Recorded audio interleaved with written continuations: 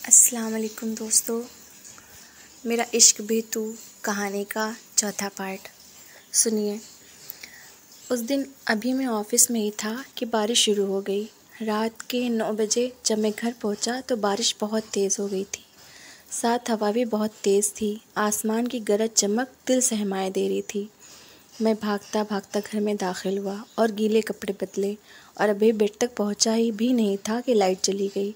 एक छोटी सी मोमबत्ती मेरी दराज में पड़ी थी। बादलों की गड़गड़ाहट इतनी तेज़ थी कि मुझ जैसे मजबूत मर्द को भी सहमाए दे रही थी। तो मीना तो बेहद डरपोक थी। अंदर से पहले मुझे उसकी तेज़ चीख सुनाई दी तो मैं कमरे में घुस गया और घबराकर उसे आवाज़ें देनी शुरू कर दी। घुप अंधेरा था। बिजली की तेज़ चमक खिड़की से अंदर आ जाती तो आंखें पल भर को कुछ देखने के काबिल ना हो रहती। उसी चमक में मैंने देखा कि वो बेड के पीछे बड़ी खौफ से थर-थर काँप रही थी। उसने दोनों हाथों में अपना चेहरा छुपा रखा था। मीना, मीना, बाहर आओ। मैं बेताबी से उसके करीब जाकर उसे आवाज़ें देने लगा। वो उसी तरह किसी सहमी हुई चिड़िया की तरह उसी पोजीशन में बैठी रही। मैंने हाथ बढ़ाकर उसे पलंग की तरफ से बाहर खींचा। रिलैक्स करो मीना, मैं हूँ ना। वो किसी खौफज़दा बच्ची की तरह मेरे सीने से लग गई। बाहर आसमान की गड़गड़ाहट, हवाओं का शोर और बारिश का ज़ोर, ये सब कुछ और बढ़ गया। लगता था कि बारिश उसके अब के बरसी तो फिर ना बरसेगी। तूफ़ान और बारिश मिलकर माहौल को अजीब डरावना बना रहे थे और मीना का डरा सहमा काँपता वजूद इस घुप अंधेरे में मेरी बाहों में था और मैं जैसे हवाओं में उड़ने लगा था। मेरे जज्बात और एहसासात अचानक तब्दील होकर रह गए थे। मैं न दोस्त रहा न कुछ और, बस एक मर्द बन गया जिसकी बाहों में उसकी बीवी थी और जिससे मैं अपना कानूनी हक़ वसूल करने का हकदार था।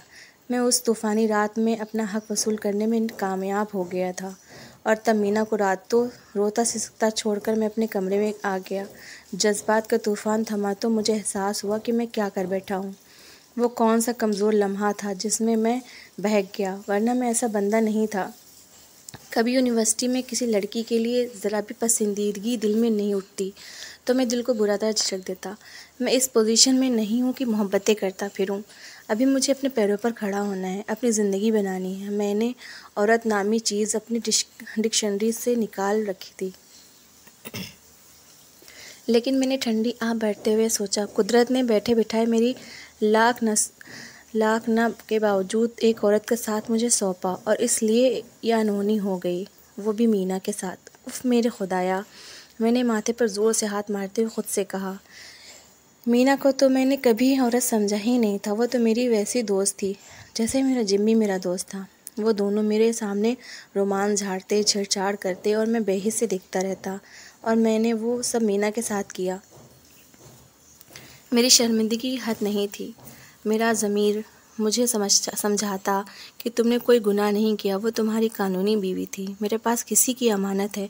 अब मैं जिम्मी का मुंह कैसे दिखाऊंगा? मैं फूट फूट कर रोने लगा। सारी रात मेरी पलक ने तक नहीं झपकी। सुबह मुंह अंधेरे में घर से निकल गया। मीना का तो मैं सामना नहीं कर सकता था। सारा दिन मैं ऑफिस में डिस्टर्ब रहा। रात गए आया और फिर वो यही रूटीन बन गई। सुबह मुंह अंधेरे घर से निकलता, ढाबे पर जाकर नाश्ता करता, फिर ऑफिस के टाइम पर ऑफिस चला जाता, फिर सारा वक्त इधर उधर घूम कर फिर कर काटता और रात गए घर आता। मीना भी शायद यही चाहती थी कि हमारी मुलाकात ना हो, सो उसकी तरफ से भी खामोशी भी थी और पर्दादारी भी। लेकिन कब तक एक घर में रहते हुए मुलाकात तो होनी ही थी, कभी न कभी। वो छुट्टी का दिन था। मेरी आँख देर से खुली। ख्याल था ढाबे पर जाकर नाश्ता करूँगा। जब तैयार होकर बरामदे में आया तो उम्मीद के ख़िलाफ़ मीना किचन में खटपट कर रही थी। मैं आँख बचाकर निकलना चाहता था कि मीना ने आवाज़ दी, खुर्रम आओ नाश्ता कर लो, तैयार है। मेरे पैर जैसे ज़मीन पर जमकर रह गए थे। मैं कुछ देर खाली दिमाग से खड़ा रहा। दिल चाहा यहाँ से भाग जाऊँ, लेकिन ऐसा ना कर सका। अपने पाँव बमुश्किल घसीटते हुए किचन में आया और कुर्सी पर ढेर हो गया। मीना ने खामोशी से मेरे आगे चाय का गर्म कप रख दिया। 2 अदद मक्खन लगे टोस्ट भी रखे। मैंने चुपचाप नाश्ता जहर मार किया। उस दिन हमारी कोई बातचीत नहीं हुई, लेकिन इसके बाद जब हम इसी तरह नाश्ते करते रहे तो खामोशी की दीवार भी टूट गई। पहले की तरह हम कॉमन टॉपिक पर बातें करने लगे और पहले वाला रूटीन फिर से बहाल हो गया। मुझे मीना का तो पता नहीं था, लेकिन मैं हद से ज़्यादा गिल्टी फील कर रहा था। मीना के सामने तो मैं बात करने के काबिल भी नहीं रहा था। और रहा जिम्मी, तो मेरा कई बार दिल चाहा कि जिम्मी का और मेरा जब भी आमना सामना हो, उससे पहले मैं खुदकुशी कर लूँ। मौत तो मुझे ज़्यादा आसान लगती थी उसके सामने शर्मिंदा उठाने से। फ़ोन तो मैं उसको उठाता नहीं था, लेकिन कब तक एक दिन बिल्कुल बेख़ाली में उसका फ़ोन रिसीव कर लिया। उसकी आवाज़ सुनकर मेरी जान निकलने लगी। वो मुझे गालियाँ दे रहा था। साले फ़ोन क्यों नहीं उठाता मेरा? काम ज़्यादा होता है ऑफ़िस में। मैं अटक कर बोला, हाँ हाँ, तो GMAM लगा है अपने ऑफ़िस का ना। वो तन से बोला। मैं चुप रहा। ये बता रूटीन कैसी चल रही है? मैं थोड़ी हवासों में आ गया, सो उसकी बातों का हूँ में जवाब देने लगा। वो कुछ देर बातें करता रहा, मीना के लिए अपनी बेकरारी का हाल सुनाता रहा। फिर उसने फ़ोन बंद कर दिया, लेकिन इसके बाद मैं उसका फ़ोन उठा लेता था। खुद से मैं कभी फ़ोन नहीं करता। वक्त गुज़रता रहा, मैं किसी तरह ख़ुद को माफ़ करने के लिए तैयार नहीं था। हर वक्त ख़ुद को कोसता रहता, खुदकुशी के लिए नित नए तरीके गौर पर करता रहता। और जब वहशत हद से बढ़ने लगी तो मैं एक मौलाना के पास गया। ये मौलाना मेरे और जिमी के पसंदीदा थे। अकेले में मिला और पूरी ईमानदारी से उन्हें सारे हालात बताए। वो बड़े सुकून से मेरी कहानी सुनते रहे, फिर संजीदगी से नर्म लहजे में बोले, शादी एक पाक अमल है। इस अमल को अपने मकसद के लिए इस्तेमाल करना गुनाह है। और फिर वो निकाह जैसे बंधन तो अल्लाह को गवाह बनाकर दो लोगों के बीच बांधा जाता है, तो इसके तक़द्दुस पवित्रता का ख्याल रखना दोनों के लिए ज़रूरी होता है। और जब ये रिश्ता जुड़ जाए तो फिर बीवी को उसका हक़ देना भी ज़रूरी होता है। सो तुम गिल्टी क्यों फ़ील कर रहे हो, जबकि तुमने किसी गैर औरत से ये रिश्ता नहीं बनाया? वो तुम्हारी कानूनी बीवी है और यह तुम्हारा हक़ बनता है। तुमने कोई गुनाह नहीं किया। लेकिन मौलाना साहब, मैंने अपने दोस्त से वादा किया था कि उसकी अमानत की हिफाजत करूँगा। मैं परेशानी से बोला। वो औरत जब तुम्हारे निकाह में आ गई तो फिर वो उसकी अमानत कैसे हुई? वो कोई रकम तो नहीं थी, वो कोई चीज़ नहीं थी। वो जीती जागती औरत थी। उसके जज्बात भी थे। उसी तरह तुम भी दिल के किसी कोने में ये एहसास तो रखते थे ना कि तुम्हारी कानूनी बीवी है और तुम्हारा उस पर हक़ है। लेकिन मौलाना साहब, लेकिन कुछ नहीं। वो मेरी बात काटते हुए बोले, तुम्हारा दोस्त आग और तेल को एक साथ मिलाकर आग जलती हुई नहीं चाहता, लेकिन यह नामुमकिन था। अब तुम जाओ और दिल में कोई पछतावा शर्मिंदगी मत लाओ। तुम अपना कानूनी हक़ इस्तेमाल कर चुके हो। तुमने कोई गुनाह नहीं किया। वो मुझे इसके अलावा भी समझाते रहे। उन्होंने बातों बातों में मुझे बताया कि उनसे एक खातून भी इस सिलसिले में मिलने आई थी। उनका मसला भी यही था जो तुम्हारा है। मेरे जहन में क्लिक हुआ, क्या ख़बर मीना भी यही मसला लेकर उनके पास आई हो। मौलाना साहब से मिलकर मैं बहुत रिलैक्स फील कर रहा था। जाते वक्त उन्होंने रोकर कहा, देखो खुर्रम, शादी एक पाक बंधन है। इसको अपने फ़ायदे और नुकसान के लिए इस्तेमाल करना गुनाह है। तुम तलाक का ख्याल दिल में से निकाल दो। उनकी बातों ने मेरे अंदर की कशमकश का ख़ात्मा कर दिया। मैं जो उस रात के बाद मीना के लिए अजीब से एहसासात और जज्बात महसूस कर रहा था और बार बार इन ख़यालात में पीछा छुड़ाने का कोशिश कर रहा था, लेकिन कर नहीं पा रहा था। शायद नहीं, यकीनन यह निकाह के दो बोलों का असर ही था। लेकिन फ़िलहाल जब तक मीना के दिल का हाल नहीं जान पाता, उसके अपने जज्बात मीना से छुपा कर रखूँगा कि मोहब्बत में मामलात एक तरफ नहीं चलते। खैर, मैं पहले की तरह उससे नज़रें नहीं मिलाता, सर झुकाकर उसकी बातों का हूँ हाँ में जवाब देता हूँ। लेकिन मीना बिल्कुल पहले की तरह दोस्ताना अंदाज में बातें करती थी, जैसे हमारे दरमियान रात आ ही नहीं हो। जाने उसके दिल में क्या था, मैं कोशिश के बावजूद नतीजा नहीं निकाल पा रहा था। उस दिन की सुबह बड़ी खुशगवार थी। रात को बारिश खुलकर बरसी थी। सुबह बारिश तो रुक चुकी थी, लेकिन बादलों का आसमान पर अटकेलियाँ करते फिर रहे थे। ठंडी ठंडी हवा चल रही थी। बड़ा सुहाना मौसम था। मैं नाश्ता करने किचन में आया तो मीना टोस्टर में टोस्ट सेक रही थी। करीब शहद की बोतल भी रखी थी। बोतल उठाते हुए बोली, कल ऑफिस में गांव से शहद बेचने वाला आया था। कह रहा था असली शहद है। सबने ख़रीदा तो मैंने भी एक बोतल ख़रीद ली। अब तुम खाकर बताओ कैसा है। मैं खामोशी से बोतल से शहद निकाल कर टेस्ट करने वाला ही था कि दरवाजे पर बहुत ज़ोर से बज उठा। हमने हैरान होकर एक दूसरे को देखा। इस वक्त कौन आ सकता है? मैंने उठकर दरवाज़ा खोलना चाहा तो मीना ने जल्दी से बोली, तुम नाश्ता करो, मैं देखती हूँ। मेरा टोस्ट ख़त्म भी हो गया, लेकिन मीना लौटकर नहीं आई। मुझे फ़िक्र हुई कि आखिर दरवाजे पर कौन है, और उठकर जाने लगा था कि अचानक हंसता मुस्कुराता जमशेद फ्रेश चेहरे के साथ किचन में दाखिल हुआ। उसे देखकर मेरी जान निकलने लगी। सारी बहादुरी धरी की धरी रहेगी। मीना उसके पीछे पीछे आ रही थी। वो झटपट कर मुझसे गले मिला और बहुत ज़ोर ज़ोर से भींचने लगा, लेकिन मेरे तो जिसमें जैसे ताकत ही नहीं रही थी। वो हंसकर बोला, अरे मेरे यार, क्या तुझे भी मीना की तरह यकीन नहीं आ रहा कि मैं हूँ तुम्हारा जिम्मी? जिम्मी का कोई जिनबूत नहीं। वो कुर्सी खींच कर बैठ गया। मैं रात को पहुँचा हूँ। तुम लोगों को खबर इसलिए नहीं कि तुम्हें सरप्राइज़ देना था। रात को घर पहुँचा। माँ और बहन भाई सब बहुत खुश हुए, लेकिन मुझे तुम दोनों से मिलने की जल्दी थी, इसलिए तो इतनी सुबह आ गया। मीना प्लीज़ एक कप चाय दे दो, वो कहने लगा। मीना तो कुछ भी कहे बिना चूल्हे के पास खड़ी होकर चाय बनाने लगी, जबकि मेरी धड़कनें इतनी तेज़ थी कि मुझे जिम्मी की आवाज़ भी कम सुनाई दे रही थी। वो लगातार बोल रहा था, मीना मैं और ज़्यादा तुम्हारे बगैर नहीं रह सकता। मैं अब इस ड्रामे का सीन चाहता था। बस मैं छुट्टी लेकर आ गया। खुर्रम तुम्हें तलाक दे और तुम्हारी इद्दत का प्रोसेस शुरू हो। तब तक मैं अपनी बहनों की शादियों से फारिग हो जाऊंगा और तुम्हारी इद्दत ख़त्म हो जाएगी तो मेरी तुम्हारी शादी हो जाएगी और मैं तुम्हें साथ ले जाऊंगा। हम दोनों चुप थे। ना मीना कुछ बोल रही थी, ना मैं बोल रहा था। तभी जिम्मी को कुछ अनहोनी का एहसास हुआ। कुछ रुक कर हैरत से बोला,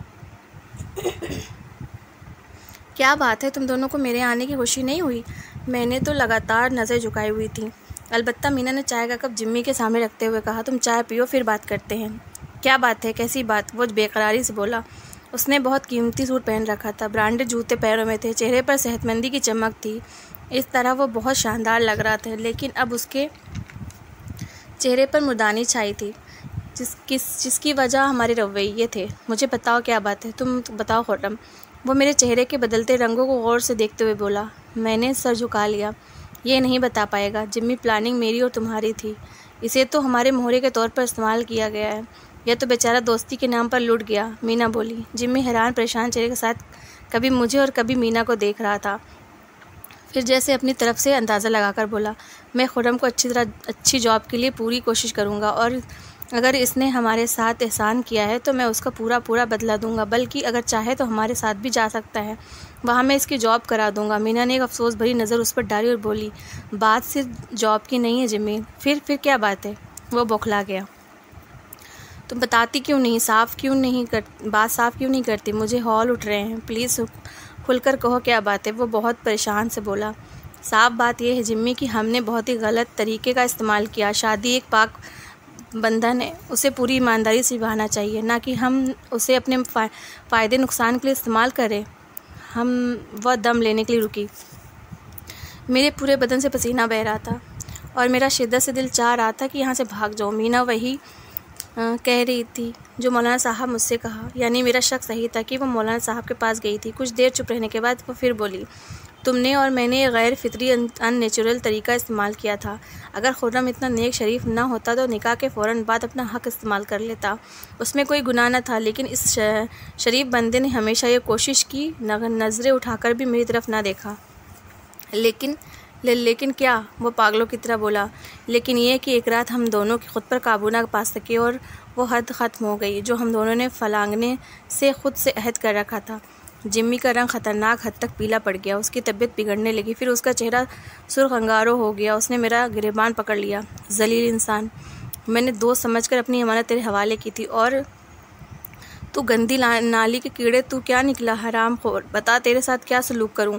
जान से तो मैं तुझे मारूंगा ही, जिंदा नहीं छोड़ूंगा। वो दांत किचकिचाकर बोला और मुझे मारने लगा। मैंने एक बार भी उसका हाथ नहीं पकड़ा, चुपचाप पिटने लगा। इस दौरान मीना तेज़ी से आकर जिम्मी का हाथ पकड़कर बोली, जिम्मी अपना हाथ रोक लो। मारना है तो ख़ुद को मारो, अपना गिरेबान पकड़ो, और ख़त्म करना है तो मुझे ख़त्म करो। कि या तो हम दोनों का प्लान था, इस बेचारे का तो हमने चारे के तौर पर इस्तेमाल किया, और अगर तुम्हें अपना करियर बयाना ना होता तो तुम सब छाड़कर मेरे शादी कर लेते, कोई मसला ना होता। लेकिन शायद खुदा ऐसा ही चाहता था। अब ये मेरा शौहर है और मैं इसकी बीवी। तुम जिम्मी जाओ, अपना करियर और चमकाओ और किसी अमीर लड़की से शादी कर लो। नहीं मीना, जिम्मी गिड़गिड़ा कर बोला, ऐसा मत कहो, मैंने तुम्हारे अलावा कभी किसी के बारे में सोचा तक नहीं। क्या कह रहे हो जिम्मी? मीना आंखें फाड़कर हैरत से बोली, तुम जानते हो कि? हाँ जानता हूँ, वो दहाड़ा। इस बात को मैं अपने किए की सज़ा समझकर कबूल कर लूँगा, लेकिन तुमसे दूर नहीं हो सकता। ये मेरे बस में नहीं है, और इस शख्स से तो मैं अभी के अभी निपट लूँगा। वो ख़तरनाक अंदाज में मेरी तरफ बढ़ते हुए बोला, लेकिन मीना की आवाज़ ने उसके पाँव पकड़ लिए। वो तेज़ आवाज़ में बोली, जिम्मी तुम मेरे सामने मेरे शौहर को नहीं मार सकते, वरना अगर तुम इसे मार कर ख़त्म भी कर दोगे तो भी मैं उफ़ तक नहीं करेगा, क्योंकि ये ख़ुद को तुम्हारी अमानत का मुजरिम समझ रहा है, जबकि ऐसा नहीं है। औरत अमानत के तौर पर किसी के सौंपी नहीं जाती। मीना, खुदा के लिए ऐसी बातें ना करो। वो गिड़गिड़ाया, मेरी दुनिया में वापस आ जाओ। जब मैं सब कुछ भुलाने का वादा करता हूँ तो तुम्हें एतराज़ क्या है? तुम्हें याद है मीना कि हम दोनों ने कभी एक दूसरे के अलावा किसी और को नहीं सोचा था। फिर तुम इस कमीने से मोहब्बत कैसे कर सकोगी? तुम्हारा खुद का कहना है कि इंसान रोटी के बगैर रह सकता है, मोहब्बत के बगैर नहीं रह सकता। इकट्ठे रहेंगे तो मोहब्बत भी हो जाएगी, वो लापरवाही से बोली। और अगर यह तुम्हें ना अपनाना चाहे तो? जिम्मी एक नई उम्मीद के साथ बोला। उसकी नज़रें मुझ पर जमी थी।